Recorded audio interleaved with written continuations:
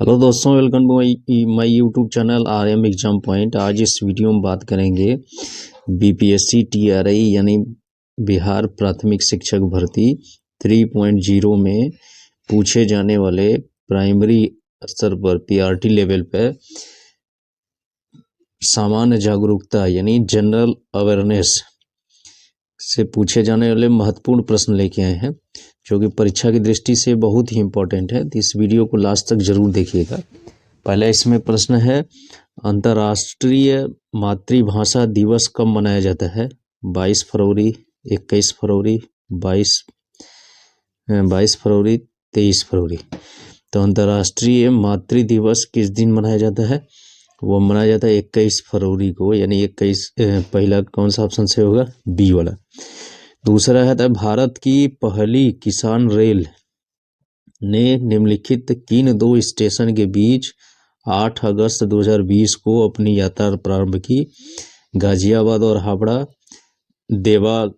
देवालाली महाराष्ट्र और दानापुर बिहार, नासिक और नई दिल्ली, नासिक और अहमदाबाद। तो किसके बीच में ये किसान रेल का शुभारंभ हुआ या यात्रा प्रारंभ हुई उसकी? तो ये थे देवावली और दानापुर के बीच में, यानी महाराष्ट्र बिहार की तरफ। दूसरा के बी ऑप्शन सही होगा। तीसरा है, सूची फर्स्ट और सेकंड को सुमेलित कीजिए तथा सूचियों के लिए दिए गए कूटों से सही उत्तर चुनिए। कूटी फर्स्ट है, सूची फर्स्ट और सूची सेकंड। अब इसमें सूची फर्स्ट में कुछ व्यक्तित्व हैं और उनकी उपलब्धियां सूची सेकंड में दी गई हैं, तो ये पहचानना है, उनके बारे में पहचान के रूप में दिए हैं। तो इसको मिलाएंगे, सही मिलान इसका करना है। तो किस तरह से इसका सही मिलान करेंगे कि जो थॉमस कुक है, थॉमस कुक जो है वह ब्रिटिश टूर एवं ट्रेवल कंपनी का CEO है, यानी इसके लिए कौन सा कूट मिलेगा? चौथा मिलेगा। और ग्रेटा थनबर्ड पर्यावरण कार्यकर्ता है, यानी इसके लिए तीसरा मिलेगा। डॉक्टर उषा किरण जो है वह भारत भारती सम्मान की विजेता है, यानी इनके लिए कौन सा कूट मिलेगा? पहला मिलेगा। फिर इसके बाद कैरी लैम हांगकांग के नेता हैं, यानी इनके लिए दूसरा कूट मिलेगा।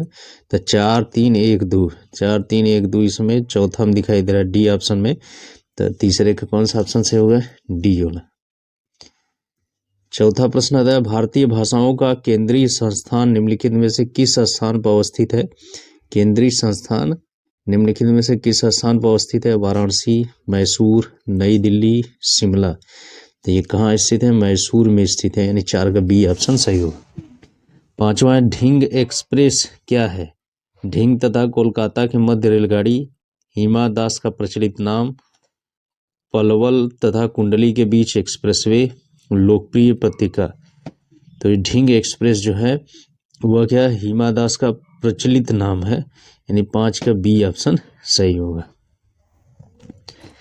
छठवां इसमें, द एक्सीडेंटल प्राइम मिनिस्टर पुस्तक के लेखक कौन है? राजदीप सरदेसाई, करण थापर, कुलदीप नायर, संजय बारू। तो ये कौन है?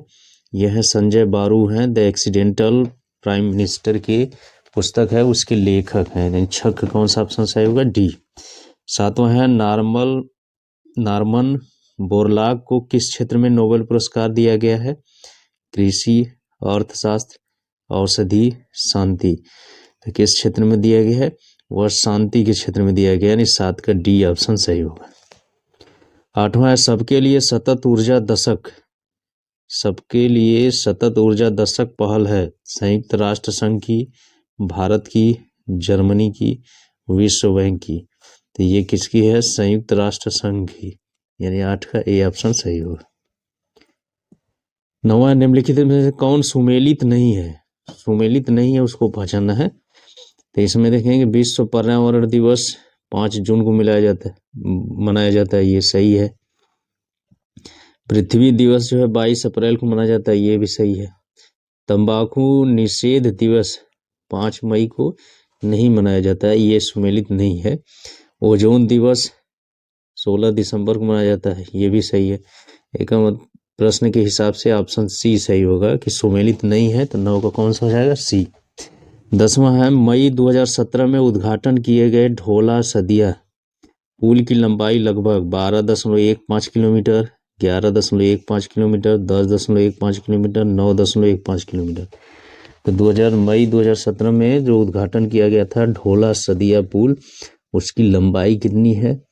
वह है 9.15 किलोमीटर, यानी 10 का डी आंसर सही होगा।